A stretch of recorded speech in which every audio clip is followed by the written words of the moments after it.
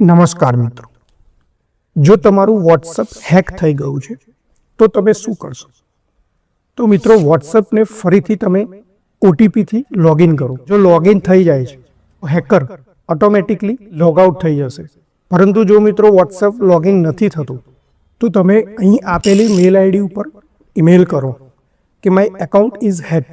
National cyber crime helpline ઉપર call પણ કરી શકો છો, જેનો નંબર છે 1930. જેટલો વહેલો કોલ કરશો એટલું જ તમારા માટે સારું છે. cybercrime.gov.in ઉપર ઓનલાઈન કમ્પ્લેન પણ કરી શકો છો. સામાન્ય રીતે આવા પ્રકારના કેસની અંદર ઇન્ફોર્મેશન ટેકનોલોજી એક્ટની કલમ 4366 મુજબનો ગુનો દાખલ થાય છે. ઉપરાંત BNS મુજબ ચીટિંગ અને ફ્રોડ સંબંધિત જોગવાઈઓ પણ લાગુ થઈ શકે છે.